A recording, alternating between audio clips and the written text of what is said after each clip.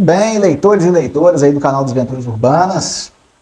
Continuando aí falando sobre clichês, né? E como eu já tinha começado outro vídeo, caso você goste de clichês, não há nenhum problema. Aqui eu estou só explanando para aumentar a criatividade, né? Principalmente você que quer escrever, você que quer talvez saber como trabalhar um conteúdo novo, caso você já escreva, ou você que tem curiosidade de saber como os autores fazem as coisas. Para mim, eu não gosto de ficar usando clichês nos meus livros, nas minhas escritas, então eu acabo fugindo deles, né? Assim, eu posso até usar um clichê ou outro, mas eu uso também com muita criatividade junto dele, então ele quase não parece um clichê. Teve um colega do Facebook, se não me engano, a J. Franklin, o nome dele, que ele tinha inventado uma história, né? Um enredo de uma história que era sobre uma mulher que ela estava chantageando um homem, e ele falou que aquilo era clichê. E realmente, talvez a gente tenha várias histórias com isso, porém, o modo como ele estava desenvolvendo a história era tão bom que não parecia um clichê. A gente já sabe que o clichê é aquela coisa que sempre repete, né? Aquela narração que sempre repete, frase que sempre repete, né? No outro vídeo estava falando sobre, no finalzinho do outro vídeo, sobre vilões bons sobre heróis bons, né? Sempre bonzinhos, e vilões que são muito ruins sempre. Então tinha uma frase antiga, né? Que até hoje tem alguns filmes ainda, né? O último que eu vi foi num filme meio chinês, meio coreano, acho que era coreano mesmo o filme, que é um artista marcial que ele vai enfrentar o pai dele no final do filme, que era o grande vilão, e ele disse: eu não sou igual a você. Cansou de ouvir isso, né? Começou lá com os filmes de Velho Oeste, né? Teve um filme de Velho Oeste que foi o contrário, que ele falou, foi o mocinho, ele falou o contrário, ele mata o vilão pergunta: você vai me matar? E ele falou: vou, é claro que eu vou, e mata o vilão. E esse foi uma quebra de clichê, de expectativa, porque todo mundo que viu o filme de Velho Oeste era a mesma coisa: eu não vou te matar porque eu não vou ficar igual a você. Pois é, e aí o vilão podia matar ele na próxima esquina, sacar uma arma e matar o sujeito, ou simplesmente sacava realmente uma arma, e aí o mocinho era obrigado a matar o vilão. Agora, continuando, eu vou falar sobre os clichês de suspense.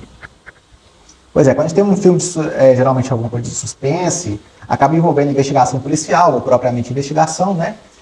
E nos livros é muito comum a gente ver personagens reclamando de dor de cabeça, que noites mal dormidas, que não estão conseguindo dormir, que não conseguem focar, ou então que eles querem dormir, mas eles têm aquela necessidade de ficar acordado para poder pegar o vilão, achar o esquema, descobrir o que está acontecendo.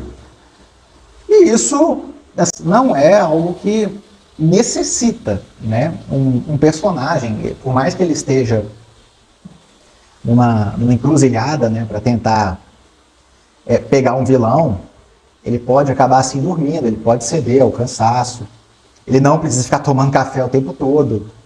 Um filme que ilustra bem isso foi Busca Implacável, onde a filha de um ex-agente, acho que agente secreto, ele é sequestrada, né? Acho que ele pertencia a um grupo europeu que era como se fosse a CIA, e na Busca Implacável ele vai atrás do pessoal, mas a gente vê que no avião ele estava mais relaxado, e que sim, ele poderia ter necessidade ele poderia dormir lá de forma um pouco mais tranquila, embora ele estivesse lá com um gravadorzinho, ouvindo a voz do rapaz lá que sequestrou a filha dele, que ele fez ele falar só para guardar a voz dele. E outro clichê, por falar em investigação, né, que entra dentro dos romances policiais, dos suspenses policiais, né, filmes de assassinos, ou de coisas grandes acontecendo, de ataques terroristas, né, são esses detetives, esses protagonistas que eles têm problemas de família, né? A família, eles ficam muito tempo no trabalho, ou então as famílias já são destruídas, são pessoas divorciadas, ou são mulheres que estão, se for o protagonista for homem, né? A mulher, ela às vezes está colocando mais pilha no cara, como foi o caso do filme Tropa de Elite, né? Que a mulher do Capitão Nascimento, ele ficava muito no serviço, ficava muito estressado, e ela ficava brigando com ele o tempo todo, tanto que no segundo filme ela já separa dele. Então, filhos rebeldes também, né? Filhos que eles acabam por irem para o lado mal, né, da coisa, né? Não seguindo os passos do pai ou da mãe. Eu falei de problemas conjugais, mas também às vezes é o homem, né? Às vezes a mulher está trabalhando pra caramba e o homem não quer isso, aí ele já quer separar ou algo assim, então já tem uma amante. Então, é sempre essas tensões, né? Essa vida problemática, né? Mas isso não necessariamente vai ser assim. Mesmo que o risco de vida, né, para a pessoa e a família seja muito grande, isso não necessariamente vai tirar o sono de algum personagem, ou pelo menos não o tempo todo, né? Os livros adoram isso, mas não é de fato necessário, porque embora a gente tenha grandes problemas, podemos ficar assim na nossa vida cotidiana mesmo, a gente pode ficar agitado, a gente não vai perder inúmeras noites de sono por conta de algum problema. A gente pode perder 1, 2 noites de sono, a não ser que você seja uma pessoa muito ansiosa, muito preocupada. Agora, todos os personagens de livro, ainda mais pessoas extremamente experientes, né, como no caso, às vezes, detetives aposentados ou detetives a ponto de aposentar, 20, 30 anos na profissão, não ter ainda descoberto o próprio autocontrole, fica bem estranho mesmo, né? Por exemplo, se a gente for pegar na vida real, a gente tem vários policiais militares, civis e federais aqui no Brasil. Eles lidam com problemas muito grandes, né? Nós temos juízes também que já foram ameaçados de morte, que só andavam com escoltas armadas.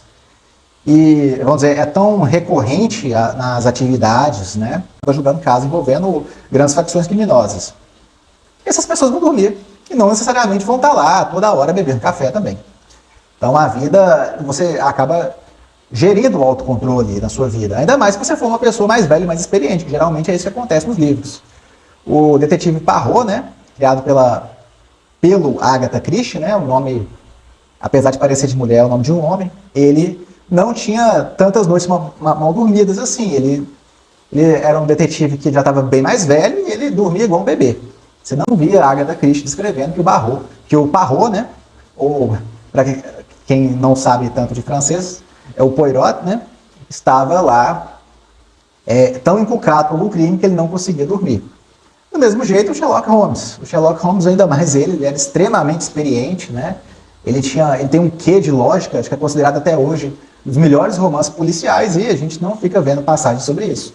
A não ser que o caso fosse muito emblemático, tivesse uma coisa muito fora do normal, né? Para o Sherlock Holmes sair da pose dele, né? Da lógica dele, e ficar tão emocionado a ponto de perder noites de sono.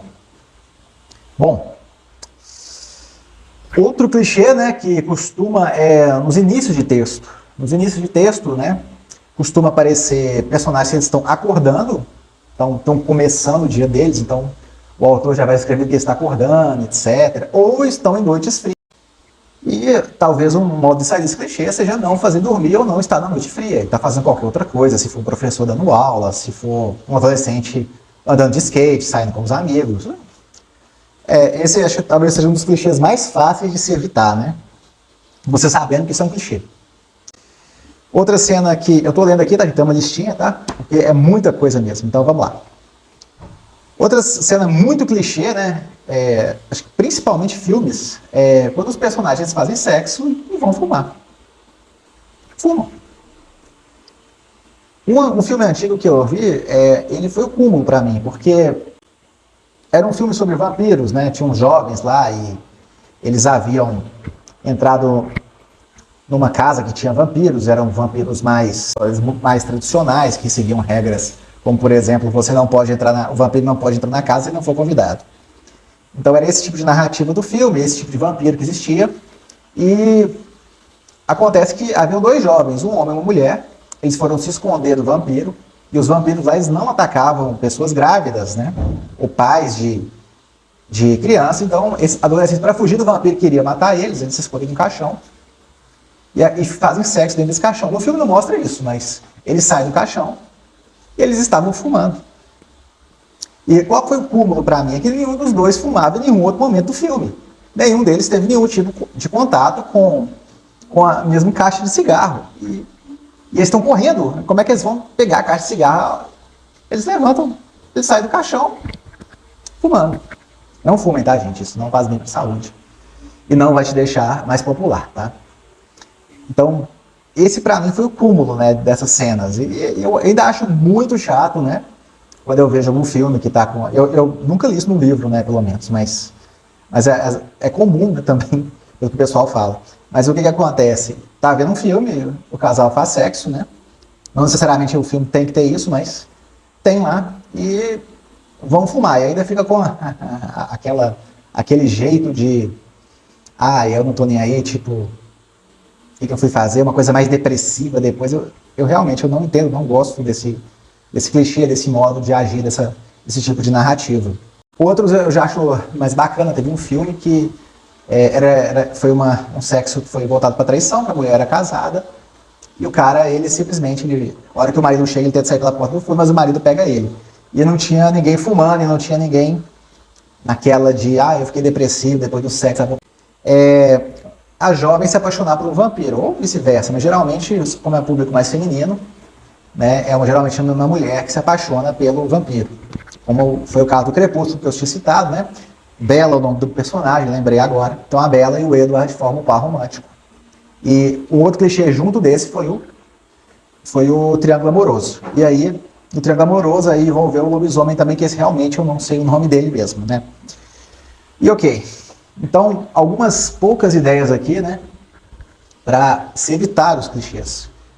Uma coisa que o autor ele pode fazer para evitar o clichê é ter conhecimento do que ele está escrevendo. Então, por exemplo, aqueles filmes de tubarão, a gente vê alguns filmes que eles falam muito sobre a biologia dos tubarões, ou então o modo como os tubarões se comportam, ou então o lugar onde eles estão, que o tubarão não pode invadir, ou que o bicho dá um jeito, ou alguém chega para poder estragar alguma coisa, né, sabotar, né? Então, o que acontece? O filme, ele fica muito tempo narrando esse tipo de coisa. E isso aí vai demonstrando conhecimento, né? Como que a pessoa pode sabotar, os personagens ficam teorizando e isso vai evitando os clichês. A demonstração do conhecimento vai evitando o clichê. Outro, por exemplo, quando você tem sagas espaciais, coisa sobre espaço não é tão conhecida das pessoas, né? Por exemplo, o som não se propaga no espaço e a gente tem muitos filmes que o planeta explode, algo explode e aparece o som. Isso aí é até bom para a mídia do cinema, mas esse é um tipo de conhecimento que às vezes eles falam em algum tipo de aventura no espaço e acaba acrescentando mais a obra e evitando que os personagens tenha diálogos bobos ou muito clichês. Isso entra também na inovação. Tá? Você inovar algum tipo de enredo acaba acrescentando muito na história.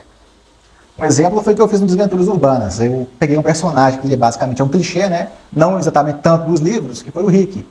O Rick ele é um gangster. Para quem gosta de animes e tal, o pessoal que assiste muito anime, tem vários animes sobre gangsters, né? Eu não tenho muito, assim, um que caiu na Netflix foi o Baki, ele, na infância dele, ele era um gangster, né? Mas não vai vir tanto ao caso, que a gente não está falando sobre livros agora. Então o Rick, ele é um gangster, então ele é um brigão. Ele tem uma história triste por trás dele, mas ele não gosta de drogas. E eu explico por que ele não gosta de drogas. E tem toda uma história falando como as drogas destruíram a família dele. Não foi pelos pais ou pessoas próximas estarem usando. Mas explica, né, como as drogas destruíram. Então ele não gosta de drogas. Ele é um gangster, ele é um brigão, ele vive num bairro que tem mais criminosos, né? Tem muita droga lá no meio, mas ele não gosta. Então isso já quebra um pouco da expectativa. Então ele não gosta de droga, ele nem tenta fumar o cigarro comum. Então isso já quebra o clichê do personagem que ele é um gangster, ele é criminoso e está completamente envolvido com essas coisas. Outra coisa é que como ele é um brigão sim, mas ele não é um valentão da escola. Ele é um adolescente, ele tem 15 anos no livro, mas ele não é um brigão da escola que fica indo atrás de nerd, né? Que é mais um clichê, né? Nerd versus valentão, ou versus populares. Ele não faz isso. No livro eu narro lá que por ele ter um temperamento mais explosivo, ele não gosta que as pessoas fiquem olhando feio para ele, e se as pessoas fazem muito isso, ele vai lá encarar a pessoa. Mas ele não fica lá gratuitamente, né? Provocando as pessoas e nem descontando a sua raiva nos outros. Ele, na verdade, para descontar a raiva dele, né, das coisas que ele passa, a revolta que ele tem com as coisas, ele acaba entrando para um grupo, ele vai destruindo o orelhão, vai pichando, né, mas ele não desconta isso nos outros. Ele até briga no meio da rua, mas são coisas mais dos brigões lá, do território deles, etc. Mas não é porque eu simplesmente não gostei do rosto de alguém e eu estou indo lá dar umas pancadas nele. Não é isso, não, aquele cara é nerd, eu vou lá judiar dele porque ele é fraco. E eu tenho uma história de vida muito ruim, então ele não faz isso. Então essa inovação quebra essas expectativas, quebra o clichê. Lembrando que tem gente que gosta do clichê, Mas eu mesmo, eu não gosto de ficar escrevendo clichê, porque fica muito, você acaba adquirindo, sabendo o final de uma obra, ou sabendo o que vai acontecer, né? Como é o caso do Triângulo Amoroso que eu tinha citado. Geralmente é o casal principal que fica. Seria mais interessante, né, se alguma dessas histórias fosse outras pessoas, né? Alguém que não é o do casal principal ficasse com o protagonista ou a protagonista. Seria uma quebra de expectativa boa. Mas acho que nem em filmes não ouvi falar sobre isso. Agora, sobre os vampiros se apaixonarem, né, tem um livro que ele foi muito bom, ele é antigo pra caramba, ele chama Carmila. E ele é um livro que quebrou as expectativas da época, porque ele estava saindo dos fantasmas, né, e demônios, e começou a entrar nos vampiros. Porém, o diferencial desse livro é que a vampira Carmila, ela tem um par romântico que é uma outra mulher, mas não é pela questão LGBT em si. É porque esse livro ele é bem antigo, então não havia tanta aquela questão de discussão LGBT. Ele foi escrito por um homem também, esse livro, tá, gente? Não me recordo o nome do autor, mas isso aí foi uma quebra de expectativa na época. Foi por conta da época. E porque eles estavam saindo do período de seres mais místicos, mais espirituais, mais demoníacos, e indo para coisas mais palpáveis e mais físicas. Inclusive, estavam vindo os livros sobre ciência também, mais puxados para a ficção científica. Então, a Carmila, ele é um livro que acaba pegando esse conteúdo. Mas, por exemplo, hoje em dia, como a pauta LGBT é muito forte, dependendo da sua ideologia política, né? A gente sabe que tem muita atenção que esse grupo recebe, vários outros também. Então, você fazer um romance LGBT, hoje em dia está completamente normal. Mas na época não, e foi por isso que esse livro ele ganhou uma maior notoriedade, né? Foi uma inovação para a época. Bom, então o próximo que eu gostaria de falar, né,